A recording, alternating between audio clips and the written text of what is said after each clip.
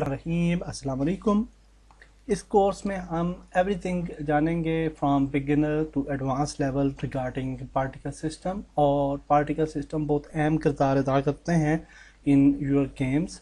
और ये कोर्स करने के बाद आप न सिर्फ फायर, लाइटनिंग, एक्सप्लोजन्स और इस तरह के इफ़ेक्ट्स बना सकेंगे बल्कि और रियलिस्टिक इफ़ेक्ट्स आप जो हैं इस कोर्स को करने के बाद बना सकते हैं। और एसेट स्टोर के लिए आप अपने एसेट्स भी जो है रेडी कर सकते हैं रिलेटेड टू पार्टिकल सिस्टम्स। तो स्टार्ट करते हैं जी। यहाँ पे जब भी हम कोई भी पार्टिकल सिस्टम क्रिएट हमने करना होता है तो लेफ़्ट साइड में हम पार्टिकल सिस्टम क्रिएट करते हैं राइट क्लिक करके, और ये पार्टिकल सिस्टम हमारा ऐड हो चुका है हमारी इन्वायरमेंट में।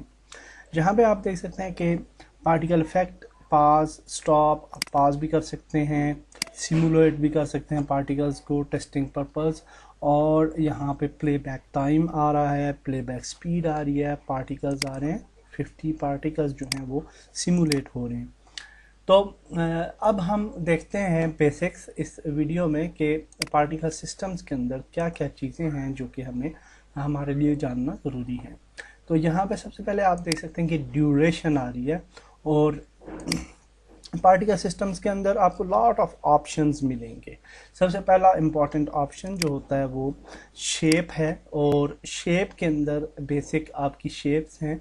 और अगर हम यहाँ से शेप्स को एक्सपेंड करें तो आपको यहाँ पे डिफरेंट शेप्स नज़र आती हैं। फॉर एग्ज़ाम्पल अगर हम हेमिस्फीयर बनाते हैं तो इस तरह का इफ़ेक्ट आएगा, अगर हम स्फीयर बनाएंगे तो इस तरह का इफ़ेक्ट आएगा। अब ये वाला जो इफ़ेक्ट है ये हम ज़्यादातर जो है एक्सप्लोजन्स वगैरह में यूज़ कर सकते हैं। और इसी तरह से कोन जो है ये ऊपर की तरफ आपके पार्टिकल जो हैं वो जा रहे होते हैं क्योंकि कोन शेप हमें मिलता है। बॉक्स है, इसी तरह से मैश है। मैश ये जो है मैश फॉर एग्जांपल ये आप फायर वगैरह के लिए हम यूज़ कर सकते हैं। तो मैश रेंडरर है, इसी तरह से नेक्स्ट है स्किन्ड मैश रेंडरर भी है, और सर्कल भी है। और ये पार्टिकल्स इस तरह से जा रहे हैं, और आप क्लाउड्स वगैरह जो है इससे बना सकते हैं। इसी तरह से एज है जो कि बिल्कुल स्ट्रेट फ्रंट पे आ रहे हैं आपके पार्टिकल्स। तो ये आपने देखा कि सबसे पहला जो एस्पेक्ट है पार्टिकल्स का वो स्फीयर है, और जब भी हम पार्टिकल्स बनाते हैं तो हम उससे रिलेटेड शेप जो है सबसे पहले चूज़ कर लेते हैं।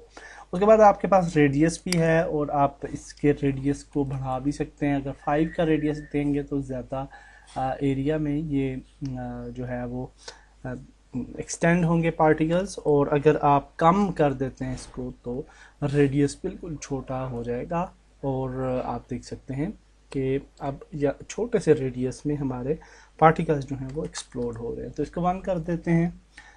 अब यहाँ पे हम आ जाते हैं जी टॉप पे, और आप देखिए कि ड्यूरेशन है, और ये जो है पार्टिकल्स की इमिशन ड्यूरेशन होती है कि 5 सेकंड्स के बाद जो है वो पार्टिकल जो है वो गायब हो जाता है आपके सीन से, और न्यू पार्टिकल्स जो हैं वो इमिट हो रहे हैं ऑलरेडी। तो अगर इसको हम यानी 20 कर दें तो आप देखेंगे कि पार्टिकल्स जो हैं वो ज़्यादा देर तक आपके यहाँ पे रहेंगे सीन में, और काफ़ी देर के बाद जाके जो है वो गायब होंगे। अगर आप इसको 1 कर देते हैं तो डेफिनेटली वो जल्दी स्पीड में आ जाएंगे और जल्दी गायब होंगे। इसको हम स्टैंडर्ड ही रखते हैं 5। और उसके बाद लूपिंग है, लूपिंग डेफिनेटली हम ऑन करेंगे तो ये लूप होते रहेंगे पार्टिकल्स। और अगर लूपिंग को डिसेबल करते हैं जैसे कि एक्सप्लोजन वगैरह जब आप ऐड करते हैं तो डेफिनेटली इसको हम जो है वो लूप को डिसेबल कर देंगे क्योंकि एक ही दफ़ा हमें वो चाहिए होता है। प्री वार्म ऑप्शन भी है, और इसको हम अभी फ़िलहाल रहने देते हैं।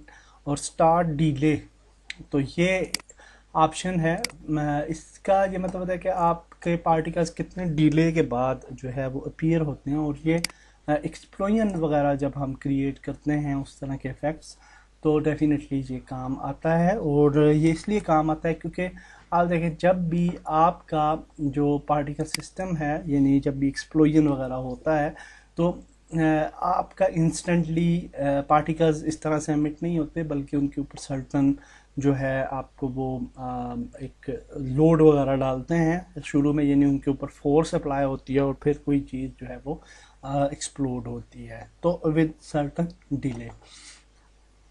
स्टार्ट लाइफ टाइम है इसी तरह से, और स्टार्ट लाइफ टाइम को भी आप जो है वो बढ़ा सकते हैं। 20 अगर करते हैं तो आप देख सकेंगे कि पार्टिकल्स काफ़ी देर तक रहेंगे, और अभी अगर आप इसको 1 कर दें तो ये देखिए कि पार्टिकल्स जल्दी जो है वो गायब हो जाते हैं। तो 5 ही रखते हैं हम स्टैंडर्ड फ़िलहाल। इसके बाद है स्टार्ट स्पीड, और आप स्पीड को भी बढ़ा सकते हैं। तो अगर इसको 20 करते हैं तो आप देखिए कि पार्टिकल्स काफ़ी स्पीड के साथ जो है वो इमिट हो रहे हैं, और इसको हम फ़िलहाल 5 ही रखते हैं। इस वीडियो में हम ट्रू के बेसिक्स समझ रहे हैं, तो इसलिए हम ज़्यादा डिटेल में नहीं जा रहे, और नेक्स्ट वीडियो में हम डेफिनेटली बेसिक्स ही रखेंगे, और उससे नेक्स्ट जो वीडियो होगी उसमें हम प्रैक्टिकली प्रोजेक्ट्स पे आ जाएंगे। तो 3D स्टार्ट साइज़ को हम यूज़ नहीं कर रहे, स्टार्ट साइज़ है 1 है, और आप स्टार्ट का जो साइज़ होता है उसको आप चेंज कर सकते हैं। स्टार्ट साइज़ का मतलब ये है कि पार्टिकल के का साइज़। तो फॉर एग्जांपल इसको आप 10 करते हैं तो वो देखिए कि पार्टिकल कितना बड़े साइज़ में इमिट हो रहे हैं। इसी तरह से अगर आप इसको 2 कर दें तो ये भी साइज़ बड़ा है। तो डायनेमिक जो है इसका रिज़ल्ट, उसको पाने के लिए हम यहाँ पे क्लिक कर सकते हैं, और यहाँ पे आप देखिए कि रैंडम बिटवीन 2 कांस्टेंट्स। तो अगर इसको हम सिलेक्ट कर लें और यहाँ पे हम रखें 0.5 और यहाँ पे हम 1 रख लें, तो ये अब रैंडमली जो है वो इमिट हो रहे हैं। कोई पार्टिकल छोटा इमिट होता है तो कोई बड़ा, तो ये ज़्यादा डायनामिक लगता है। इसके बाद 3D स्टार्ट रोटेशन है, इसको भी फ़िलहाल हम रहने देते हैं और स्टार्ट रोटेशन पे आ जाते हैं। ये वो वाली रोटेशन होती है जब हमारा जो पार्टिकल अभी इमिट हो रहा है तो वो रोटेट डेफिनेटली नहीं हो रहा, और इसको रियलिस्टिक इफेक्ट पाने के लिए बेस्ट तरीका कार ये है कि इसको भी आप रैंडम बिटवीन 2 कांस्टेंट्स करें, और -180 और 180 अगर हम करते हैं तो ये जो हमारा पार्टिकल होगा वो 360 डिग्री पे रोटेट होके अमिट होगा, which is very good and which is very realistic. तो इसके बाद हमारे पास आ जाता है रैंडम रोटेशन। ये इसका मतलब ये होता है कि आपकी रोटेशन जो है उसको आप रैंडमाइज करना चाहते हैं, तो 0 का मतलब है कि ये ना हो, और 1 अगर आप लिखेंगे तो इसका मतलब है कि हो। ठीक है, तो ये बूलियन जो फील्ड है जिसके अंदर आप 0 और 1 वैल्यू ऐड कर सकते हैं, और ये इफ़ेक्ट करेगी आपके पार्टिकल्स पे। उसके बाद आपके पास स्टार्ट कलर है, और आप पार्टिकल्स को कोई भी कलर जो है वो चूज़ कर सकते हैं, और जैसे लाइट वगैरह है तो उसमें हम ब्लू वगैरह हम यूज़ करते हैं, फायर है तो येलो टाइप इस तरह का यूज़ करते हैं। तो ये हम डिटेल में आगे देखेंगे। इसके बाद ग्रेविटी मॉडिफायर है, which is also very important field, और ये इस वजह से होती है कि देखिए जब हमारे पार्टिकल्स अमिट हो रहे हैं तो अब ये बिल्कुल यानी कि कोई ग्रेविटेशनल फोर्स इन पे अप्लाई नहीं हो रही, और इसका नुकसान जो होता है कि मसलन जब हम एक्सप्लोजन करते हैं तो एक्सप्लोजन के साथ पार्ट्स जो हैं, डिफरेंट पार्ट्स जो हैं वो एक्सप्लोड होते हैं। तो अब जब वो पार्ट्स जो हैं उनका अगर वेट है तो उनको फिर जो है ग्रेविटेशनल फोर्स उन पर इम्पेक्ट डालेगी, और वो नीचे की तरफ वापस आएंगे। तो अगर हम ग्रेविटेशनल मॉडिफायर को 2 कर दें तो आप देख सकते हैं कि ग्रेविटी कितनी इंक्रीज हो चुकी है, और पार्टिकल्स नीचे की तरफ मूव करते हैं। अगर इसको हम 0.2 रखें तो ये थोड़ा ज़्यादा, 0.5 अगर रखें तो रियलिस्टिक थोड़ा इफेक्ट होगा जब एक्सप्लोजन होता है। ओके, ग्रेविटी मॉडिफायर के बाद हमारे पास है सिमुलेशन स्पेस, और यहाँ पे आपके पास 3 टाइप की सिमुलेशन स्पेसेस हैं, वर्ल्ड, लोकल और कस्टम। और कस्टम के अंदर हम कस्टम सिमुलेशन स्पेस के अंदर हम यहाँ पे यूनिटी ऑब्जेक्ट भी ऐड कर सकते हैं। एनी हाउ इसको भी हम बाद में डिस्कस करेंगे।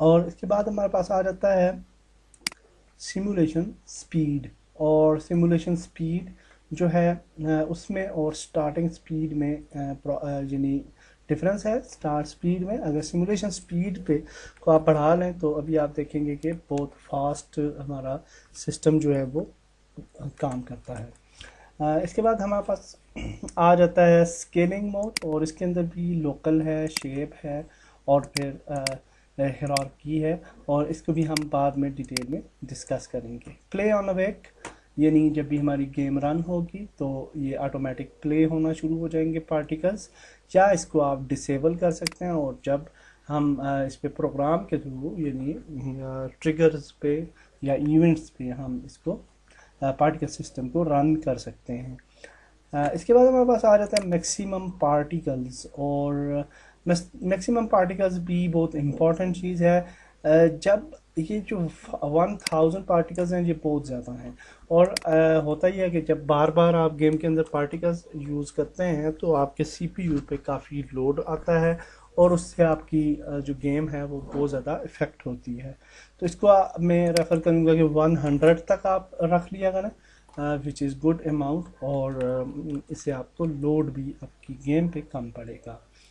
उसके बाद हमारे पास आ जाते हैं इमिशन रेट और टाइम, और टाइम के साथ साथ हमारी क्या इमिशन होगी, और रेट और डिस्टेंस, और कितनी डिस्टेंस के बाद हमारा जो है वो इनकी अमाउंट ऑफ दीज पार्टिकल्स हम चेंज कर सकते हैं।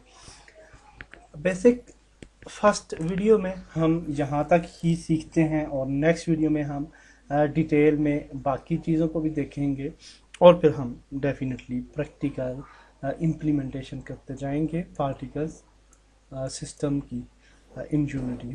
तो नेक्स्ट वीडियो में मिलते हैं। अल्लाह हाफिज़।